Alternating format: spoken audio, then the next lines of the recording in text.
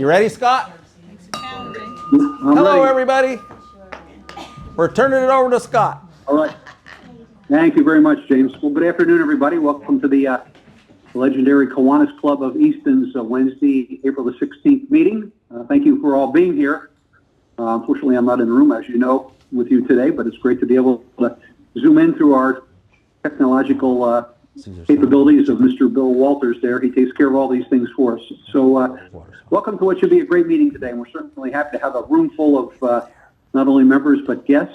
And I'm just going to give one reminder regarding the Zoom protocol. If you are speaking, make sure you have a microphone so that I can hear you and anybody else who might be on Zoom. Do we have any?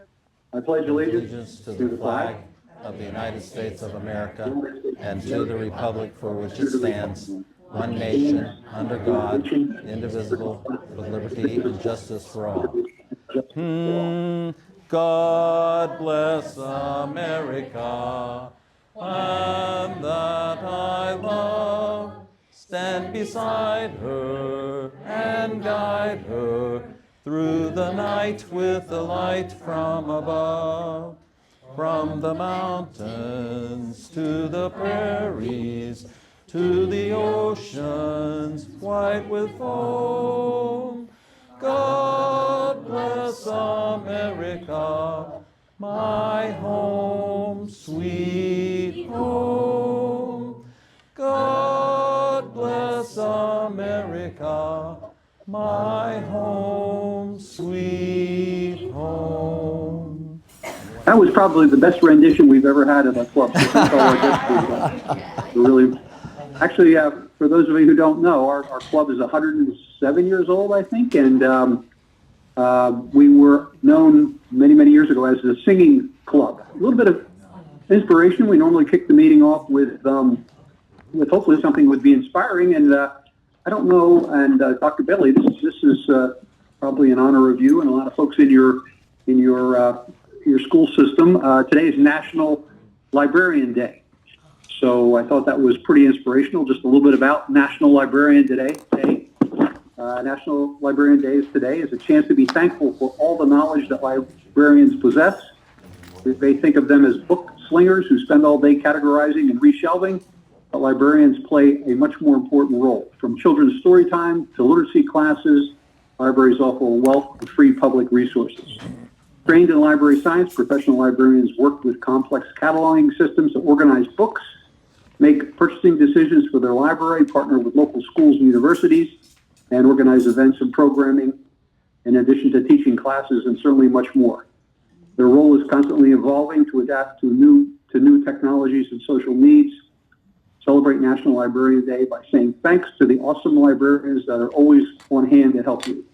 So thank a librarian today, and I just have a quote here from Albert Einstein. It's a very good quote. I think it said, in his words, the only thing that you absolutely have to know is the location of the local library. So keep that in mind. James, with that, I'm going to turn it over to you for the balance of the program, and thank you again for everybody being here. You bet. Thank you, Scott. So I'm going to turn it over to Susan to introduce our esteemed speaker today. Susan Bartels, thank you so much. Well, I'm very honored to have Dr. Bailey with us today. Dr. Bailey joined the Big Brothers Big Sisters board about a year ago, and have gotten to know him in that regard. And I thought his connection as superintendent of Wilson Area School District would be of very much interest to this group. So I extended an invitation for him to come and share a little bit about his first 60 days. He just started as superintendent, so still assessing their strengths and challenges and opportunities for moving forward. But I also saw a presentation that Dr. Bailey did when he was at Liberty for 12, 13 years, right? He had incorporated some mental health triage type programming, and I also saw his presentation about that at a core fellowship program that I'm involved in, and I also thought that would be very intriguing to think about how he might bring that to Wilson as he continues his journey and figures out what would bring value. So I also invited him to share a little bit about that program that he brought to Liberty and I think you will be very pleased to hear what he has to share. So, Dr. Bailey.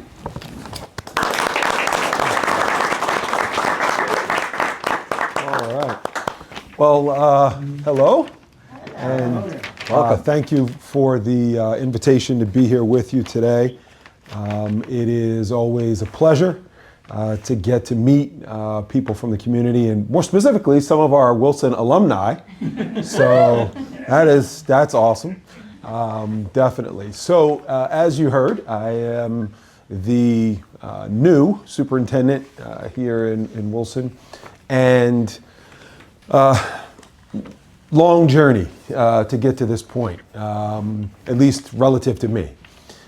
So just to kind of give you a little bit of my background, I was born in New York, in the Bronx, grew up most of my life in New Jersey, in Lakewood, graduated from there in '91 and went to Lafayette College, right here, and enjoyed my time at Lafayette. Graduated, majored in anthropology and sociology. Most people have no clue what that even is. And graduated, and I was fortunate to be able to play some professional football in the Arena League, leaving Lafayette. And during that time, decided I started working at the Children's Home of Easton, and decided that I wanted to go to graduate school. I had met a professor who said I wanted to go into public speaking, and he said, you need to get some letters behind your name to get some degrees. And so I jumped into that pool and went to graduate school. I did go to Lehigh for graduate school, which was a little crazy. But I began there, taught at Centennial School, which is a school for students with multiple disabilities, and got my master's degree, my certification in education while I was at Centennial and Lehigh. Then at that point, still was not really planning on going into formal education, but another professor took me out to lunch and said, hey, you should think about this administration thing, you should think about staying in education. And so kind of like caught on to it a little bit. It kind of, I like the taste of it was felt good, and I just had an affinity for working with kids.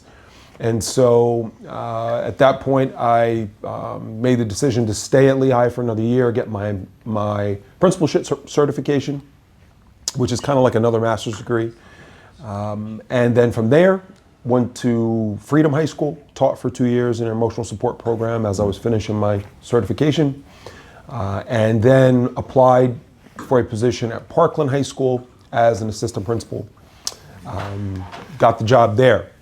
And overnight, 11 years just kind of disappeared. But I was at Parkland for 10 and a half years as an assistant principal, and then 6 months as the principal due to a medical leave. And so during that 6 months, the position at Liberty opened up as the principal there, and so I applied, got the job, and 12 more years just kind of disappeared.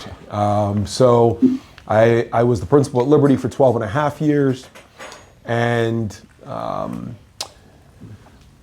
the 12-year mark, I saw that the superintendency job here at Wilson opened up, and my children have been in the Wilson School District since 2007. We've lived in the district since then. And initially, I did not apply for the position, mostly because I currently have a senior and a freshman at the high school. And so I didn't want to put, my senior, he's fine, but my freshman, I kind of didn't want to put in that position where her father's the superintendent. That can be a heavy load. So I did not apply. And then they did not fill the position. It opened up again.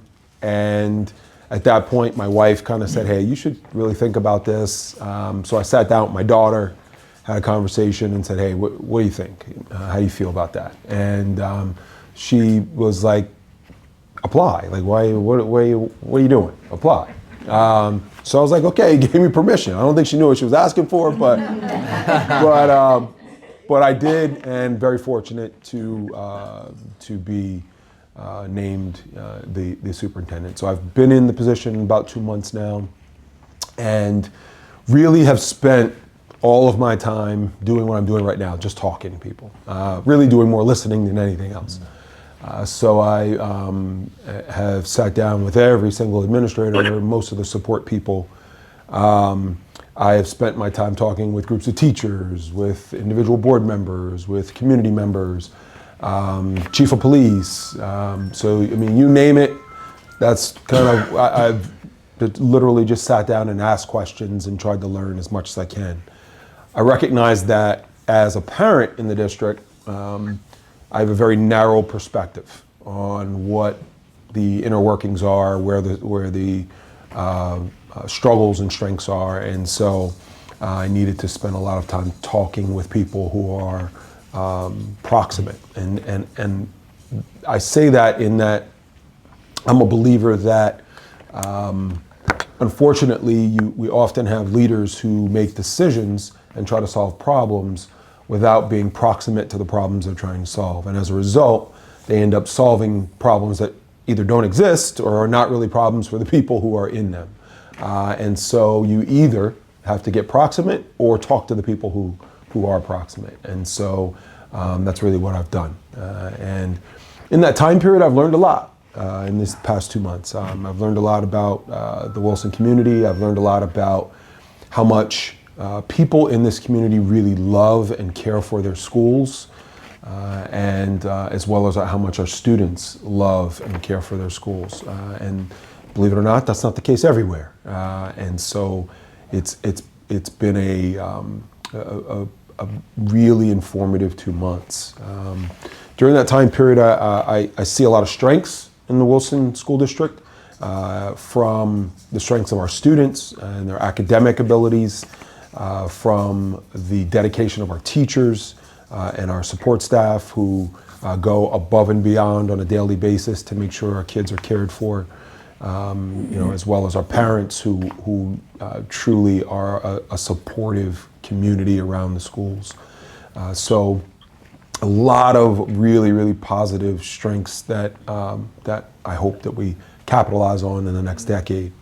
On the flip side, there's some things we need to get better at, like everywhere. And so some of those things are just from a system standpoint. We have to put some things in place that help us kind of move into the next century. When you look at the way in which schools have changed and the expectations for children when they leave schools, it's very, very different. And it is changing annually. The expectations are changing literally every year. And so what employers need, what colleges expect, is really different. And so we have to change. If we don't change, then there's no way we're preparing them for the changes that they're going to face. Most importantly, we have to really move into a philosophy of problem solving, right? Of recognizing that our world is and is going to continue to face some very significant problems over the next couple decades. And so how do we teach children to face problems, to solve problems, to garner information? I know now we, because of these little cell phones, we have access to more information now than most of us had as children in an entire library. And so the key is, how do we teach children to use that information effectively, as well as learn to persevere. We know that sometimes when you have that information and you recognize the span of the struggle, it can be daunting and it can create a sense of disengagement from the system. And so we need to teach them how to face those struggles. And many of you come from those generations where you've met a lot of those struggles head on. And so we have to teach them that resilience as well. And so those are really kind of the main points. There's others that are of significance. Mental health, as you've heard, is one area that I've spent a lot of time in my previous district, and that is one that we have to do better in Wilson. There's a lot happening, we're doing a lot, but there are some systems and processes and procedures that we need to put in place and safeguard to make that happen. To segue a little bit into my work at Liberty, it really began in about 2016. For those that know, at that time period, no one was really talking about trauma. Nobody was really talking about mental health. It was still a very foreign word. If you heard the word trauma in that time period, 2015, 2016, you would think more about hospitals, right? And that. But the reality is that our children have always been and are currently struggling when it comes to mental health.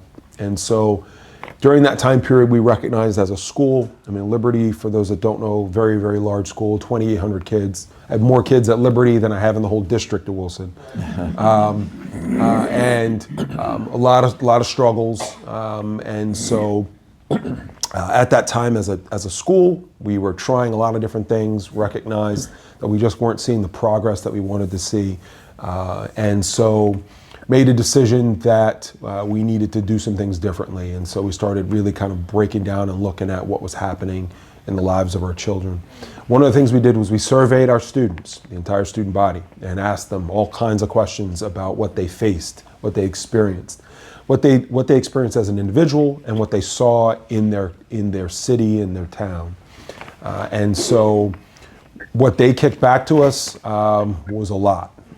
Everything from abuse to drugs to discrimination to mental health. And so we took that information, and during that time, while we were starting to kind of try to process what they were telling us, came upon a video by a YouTube TEDx by Nadine Burke-Harris. So Nadine Burke-Harris is at least she was. I don't know what she does now. She's probably even higher. But she was the Surgeon General in California, who really was the impetus behind pushing this idea of trauma and how it impacts the brains and bodies of children. And so I came upon her video, showed it to a group of administrators with me, and and that really lit the fuse for me in recognizing that dealing with mental health and trauma was the area that we had to do some things. We had to actively attack to make any headway. So we formed a committee. We brought together administrators, secretaries, students, a whole group of people, and started to break down this whole world of mental health, looking at what were we providing to students, what were we not providing, how were we delivering services, what were those services, and what could that mean for our students. Ultimately, what happened was we ended up really kind of analyzing who was receiving service in our schools and who wasn't, and why. And one of the things that we often don't think about is that when you look at this happened here in the Lehigh Valley, but this is a microcosm of what has happened all over the country, is that mental health, while it was making the very slow transition from people thinking, even doctors thinking, that it was that mental health was separate from physical health, right? Not recognizing that what is happening to you emotionally and in your brain has a physical and emotional impact on you. While that transition was happening across the country, we were really starting to decrease significantly the amount of services that were available to people from a mental health perspective. So as an example, you look at what happened in Allentown with the Allentown Hospital, right? Now there were reasons why the Allentown Hospital was disbanded, but the services they provided were not picked up by anyone. And so if you take all the residents that were in that particular hospital, what happened was those individuals who were released from that hospital were either released to their families or released to the streets. And so what they did was those individuals now flooded what we call our day treatment program. So your psychologists and psychiatrists that see people on a daily basis, on a weekly basis, they now had to make a decision. Do I see the person who is slightly depressed, or do I see the person who's schizophrenic? Because those people had to go somewhere. And so as a result, all of our day treatment programs got flooded. And so now the people who needed that as a daily or weekly check-in now had nowhere to go. Well, those people don't stop procreating. They have children and they're sick, right? And so they're not getting better, and so their children are impacted. And so that flooded our child psychologists and psychiatrists. And so we end up in a position where there are no services available in the community.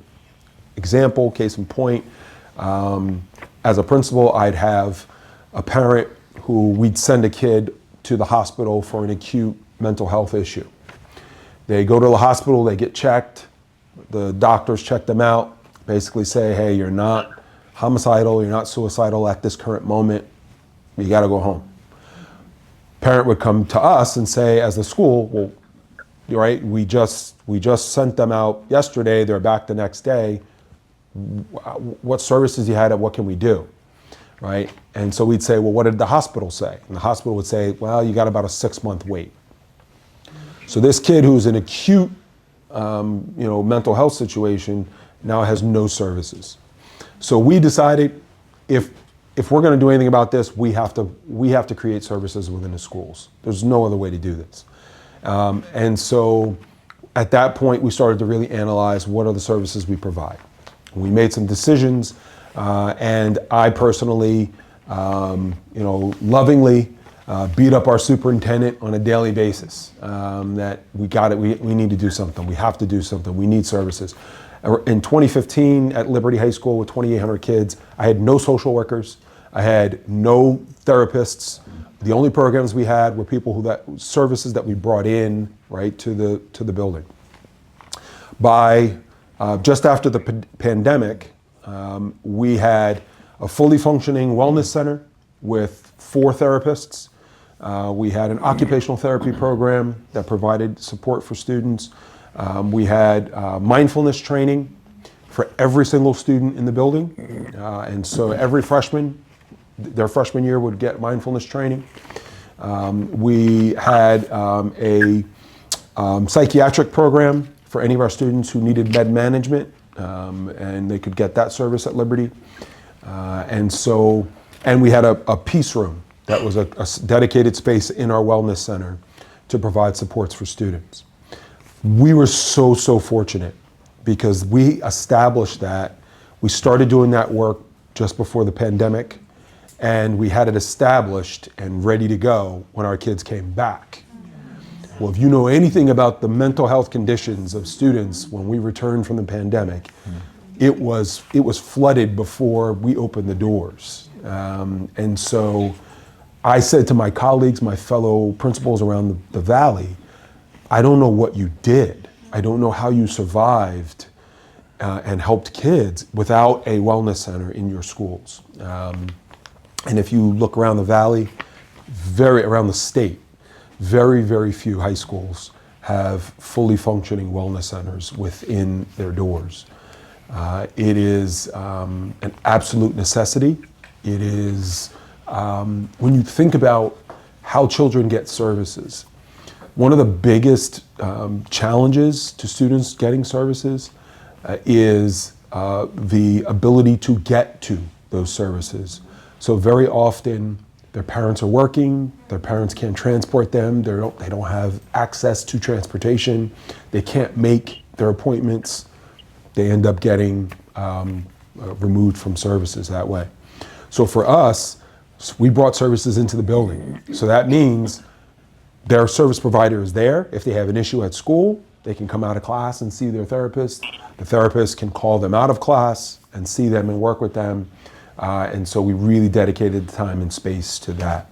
We also did a lot of work in training our staff. Our staff went through 2.5 years of professional development to learn and understand what trauma is, how it impacts the brains and bodies of kids, and what does that mean for us and our kids. We also talked a lot about how the trauma of working with people who are impacted by trauma impacts you. So if you think about if you're standing around kids who are splashing in the mud, right? Even if you're not jumping in the puddle, eventually you're going to get dirty, right? And so that's what happens when you work with people who are impacted with trauma. And so we had to talk through with them. How are you being impacted by that? How are you taking care of yourself? So we did that work. And you know, if you know anything about how schools are funded and the way in which the federal government and more the state government is really challenged in terms of funding, it is becoming more and more difficult to provide mental health services in schools. And so, you know, when you talk to any of your principals or superintendents or people who are in your communities, ask them, right? How is the funding for helping students with mental health in your schools? Because the reality is if they're not healthy from a mental health perspective, the stuff we teach them academically pales in comparison, right? It's critical that we dedicate the funding and resources to make sure that when they leave us, not only are they able to access and do things with the information we give them, but they're healthy enough to do that. And so that's been kind of the whirlwind journey. And I give conferences on this. I've been fortunate enough to speak all over the country on mental health, as well as in Harrisburg to the education committee, because it's just it's something we need to take more seriously and do something about. So that's it quickly. So I wanted to make sure there was any time for questions or. Yeah, wonderful. We'll take questions. Just let us get a microphone in front of you. And pass that to Roger. Ask you one question. Well, my wife and I are both been all our schooling pre-college in Wilson School District forever and ever. We're very fond of Wilson School District. But do you know the size of the Wilson School compared to everybody else? It's about to be the smallest one in Pennsylvania almost. It's tiny, yeah. It's got to rank really there because when I was in high school, my wife and I graduated in 1955, Wilson High School. We had 176 in the class. It was the largest class that ever graduated from Wilson High School at that point. And today, how many people graduate at Wilson High School? 176, 177, something like that. Yeah, it That's has not amazing expanded. to me. Yep, yep. Do you know that? I mean, I don't know the figures anymore, but Yeah, it has not expanded that greatly in the past decades. Part of that is kind of the way in which building has not really happened. You know, you're kind of landlocked in Wilson, Right. and then Williams Township, because of past ordinances and things like that, and people who have held on to farmland, we haven't seen a significant growth in numbers wise. well, you probably know the history of the district better than I do. But I wouldn't bet on at that. Point, in my experience, at that point, after the 50s into the 60s, everything was consolidation. Everybody was absorbing everybody else, and the districts were getting bigger and bigger because they were jointures at that point. The Wilson superintendent, there was Tollinger, his name was, fought the state, and he was one of the few, if ever, that won his case saying we're staying as we are. That is amazing to me, all this history of that. And you're right in the middle of it now, and you really have a small district. Yeah. But it's wonderful, and I think I'm surprised how Wilson competes in everything, and they do well academically. They do well in their level of sports and things like that. And how they do it, I don't know. I think your job cut out for you, and I think you got a good job. Yeah. And I'm sure you're going to do a good. You hit the nail right on the head in this talk. Oh, I appreciate that. Yeah. The state tried at one point to talk consolidation of the school districts, and it did not go over well. Not one school district made the choice to consolidate. So, yeah. So the question I have is I know that the school district, Wilson School District, has really done very well in a lot of categories. And I think you've probably done extremely well on the percent of children that actually complete graduation. Do you have an idea what that is? Yeah, I don't have the number on the top of my head. The last time I was privy to it, I want to say it was. Sorry. I want to say it was probably in the 96. That's fantastic. Yeah, That's fantastic. that's off the top of my head. I think it was in that area, but I just haven't looked at it since I've started. Yeah, so over time, I mean, we probably need to share best practices to see how some of the other districts locally can improve that. Right? Well, there's particularly their challenges. Yeah, there's positives and negatives to being small. Like anything else, exactly, right? Like you have some of those relationships with people because you're small, but on the flip side, there are less opportunities in some cases. There's less, So when I was at Liberty, I could collaborate with Freedom, and so we could share resources, we could share teachers, we could so. There's pluses and minuses. Yeah. Is there such a thing as a core curriculum? And to what extent do you have the ability to adjust that curriculum for highly intellectual groups versus those that are more challenged? Yes, there is a core curriculum. Some of that curriculum is mandated by the state. So some of that curriculum are guidelines we get from the state that say you need to have so many of this, so many of that, right? And across the state, this is the expectation. And their accountability is basically the PSSA testing and Keystone testing, which is the standardized testing across the state, and their way of kind of monitoring your progression. So there is a core curriculum that we're kind of held accountable to through that. And then there's part of the curriculum that we can control through electives and other additional courses that build on that. So there's both sides to that. There's also multiple layers or levels within that. So you have your normal, you have CIT, which is your tech schools. You have your college prep kind of curriculums. Then you have kind of like your honors curriculums. And you have your AP curriculums, right? Like, which are your APs are students who are going to take an advanced placement exam that is supposed to be directly on par with a college course. So I could take environmental science as an AP course, and so that curriculum is supposed to mimic what I would get if I was taking that course on a college campus. And then I take an advanced placement exam to get college credit. If usually, depending on the school, the college I'm going to, if I get a 3 or higher, I can get college credit for that course. And then we have students who take college classes, quite a few, who will take classes at Lehigh, Lafayette, Northampton Community College, DeSales. So they're actually taking college courses as high school students. So good mix. So much healthier mix than when I was in school, I'll tell you. President Scott's got a question up on the screen. Sure.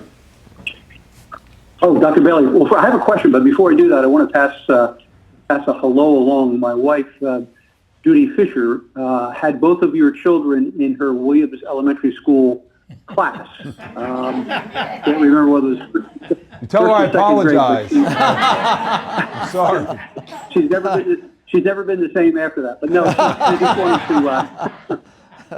wanted to pass along congratulations on your new your position, and she enjoyed your children very much when they were both in her classroom.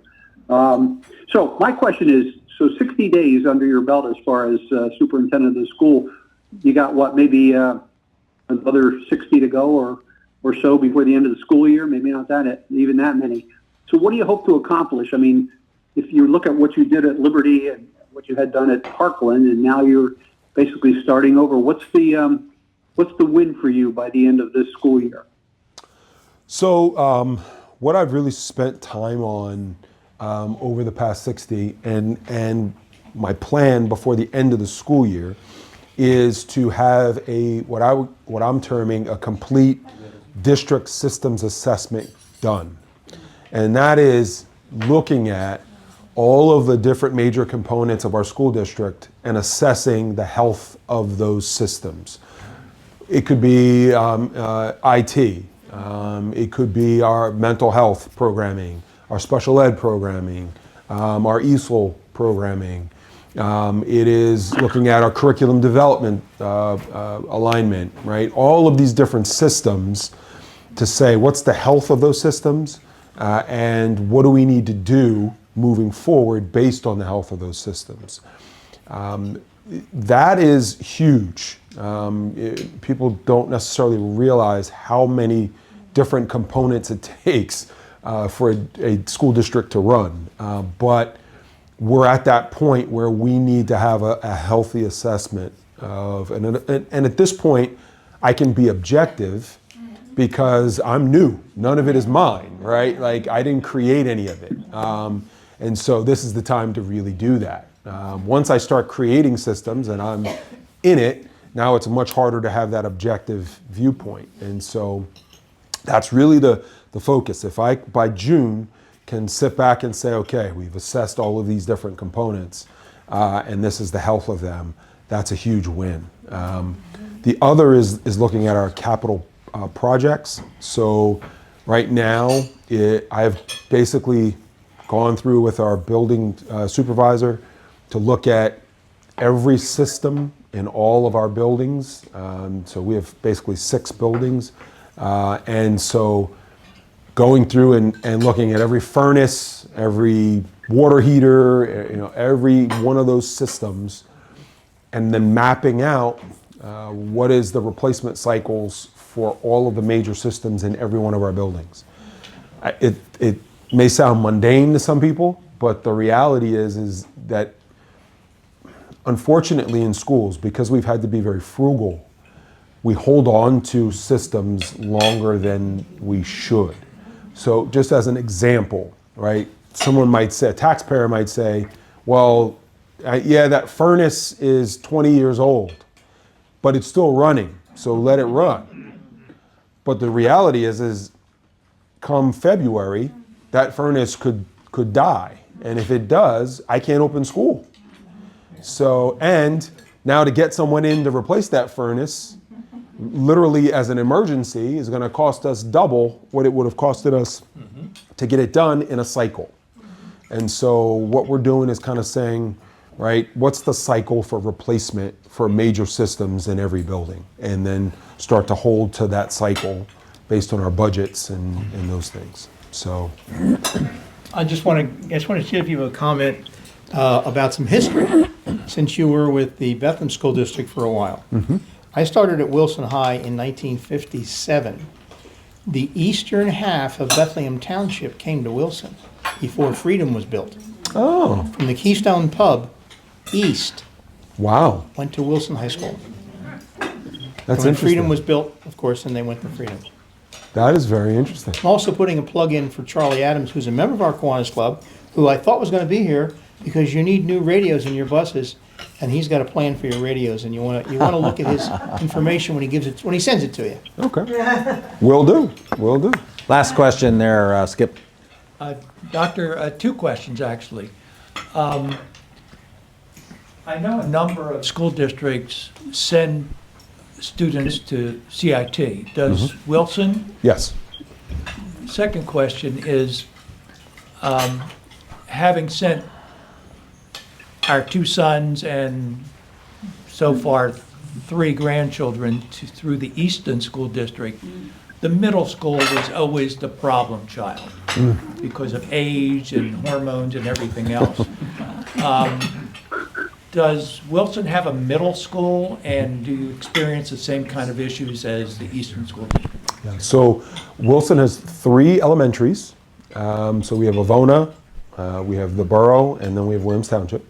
Then we have an intermediate school, which is 5 through 8, and then 1 high school.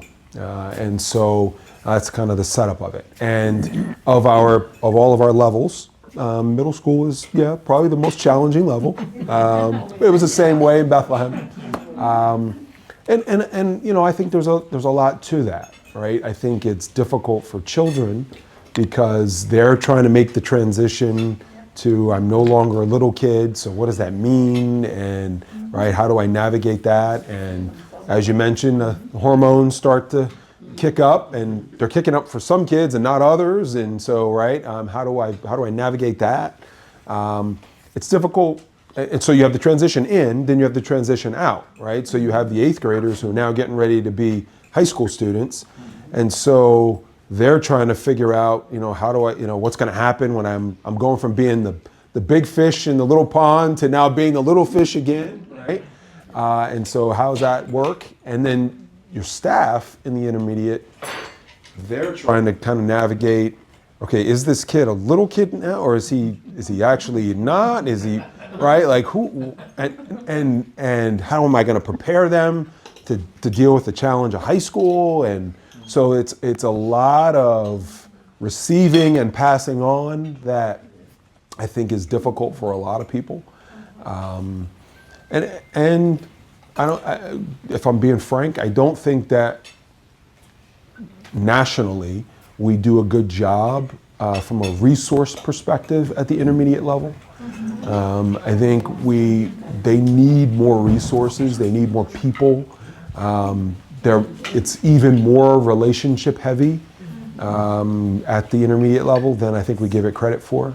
And so I think that's all pieces of it. Thank you. Sure. Dr. Bailey, thank you so much for your presentation. Really, really informative.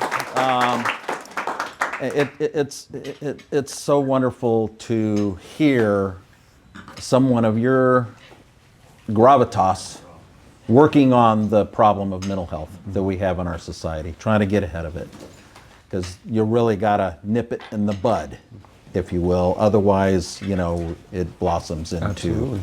a really horrific thing. So thank you so much. We have our Lieutenant Governor is going to come give you a special gift. Oh. No speaker should ever leave without an application. No, on behalf of the club, we are just so happy that you were here with us. And we are, your message is one of which I think should be spread far and wide. We also believe that Kiwanis is something that should be in schools everywhere. So we have student leadership programs. We have K-Kids for elementary. We have Builders Club for our middle school students. And we have Key Club. And we know there's a Key Club there, but I'm going to try to push and see if we can't get that, Sure. Palmer Kiwanis to take on somebody else. If not, maybe we should. But anyway, I think getting the buy-in from a superintendent is probably one of the